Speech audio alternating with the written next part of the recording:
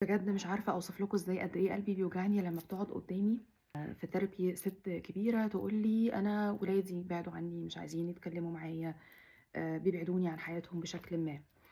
وبرضه بيتوجع قلبي لمّا بتقعد قدّامي يعني ست في نفس سني، بتشتكي لي من قد إيه هي محتاجة إنها تعتزل ما يؤذيها، ومما يؤذيها أم أو أب، وشايفة إن هي محتاجة تعمل حدود عريضة واسعة عشان هُم toxic وعلشان بيوجعوا قلبي و.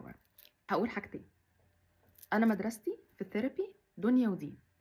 الدين بيقول إيه؟ الدين بيقول إنه إحنا محتاجين نعيش تحت رجل أهالينا. بغض النظر هم إيه صفاتهم، أنا مش دوري إن أنا ألبّسهم أحكام أو أقعد أقول أنت كنت عملت فيّا أو أحاسب أو ألوم. إحنا ربنا خلقنا كلنا ومُطّلع علينا كلنا وهيحاسب كل واحد فينا لوحده وربنا عادل. وأنت مؤمن بالكلام ده كله let go، سيب ربنا يدبّر الأمور ويطيّب على قلبك ويصلح الأحوال من غير ما أنت تركّز ولا تتدخّل. لكن لا تقل لهما أُفٍّ، لا تنهرهما، تكون في خدمتهم، تساعدهم، تصرف عليهم، تودّيهم لدكاترة، تطمّن عليهم، تُحسن إليهم، بغض النظر عن اللي جوّه قلبك. ده لو أنت عايز تضمن دنيا وآخرة. الدين كمان بيقول: ادفع بالتي هي أحسن، فالذي بينك وبينه عداوة كأنه ولي حميم. فلنفترض إن أنا الأم أو الأب دول في مثابة الأعداء، أنا فعلًا شُفت منهم أذى مش طبيعي.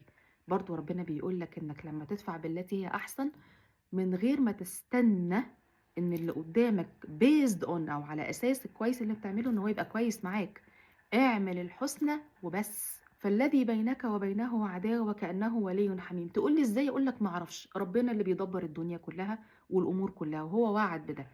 بس خلّيك أنت مؤمن بده ونفّذه وما تستناش النتيجة. فأنا كده جِبت لك الحل والرد على ده من الدين. طيب العلم بقى في الدنيا بيقول لك إيه؟ بيقول لك إن الإنسان علشان يكون فعلًا healed أو اتعالج نفسيًا من الصدمات بتاعة الطفولة وتشافى منها، مهم جدًا إن هو يوصل للقوة بتاعة إنه يقدر يبُص في عين الشخص اللي أذاه لو هو من المقربين زي الأب أو الأم، ويقدر يتعامل معاهم بشكل جيد وحسن، لا يؤذيه هو نفسيًا ولا يعقّد الموقف أو العلاقة اللي already قائمة ما بين الأب والأم، من غير ما يكون متوقع حاجة كويسة تيجي من ورا ده. ليه؟ أنا من قوتي ومن إن أنا أثبت لنفسي إن أنا خلاص اتعالجت، إن الشخص ده يفضل في حياتي، أفضل باتعامل معاه بحدود صحية وفي نفس الوقت بالحسنى، أنا كده أتطمن، أنا كده فعلًا خفيت.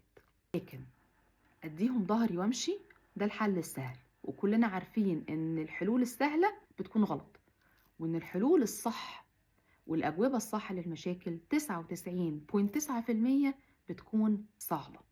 لو عايز تتأكد إنك تشافيت من علاقة ممكن تكون ما كانتش أحسن حاجة مع الأهل، مع الأب والأم، تأكد إنك محتاج تشتغل على نفسك، وتأكد إن دليل علاجك إنك ما تبقاش عايز تقطعهم من حياتك، بل بالعكس تتعامل معاهم بوعي.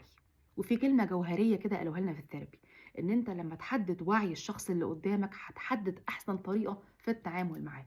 فأنت لو رحت ثيرابي وبقى عندك وعي وأويرنس وبقيت فاهم في نفسيتك وعارف إيه التريجرز بتاعتك، ما تتوقعش إن أهلك يكون عندهم نفس الوعي، فبالتالي بوعيك أنت تتعامل معاهم على حجم وعيهم، باحترام وبحسنى وحسن معاملة وحسن خدمة، تكسب دنيا وتكسب آخرة.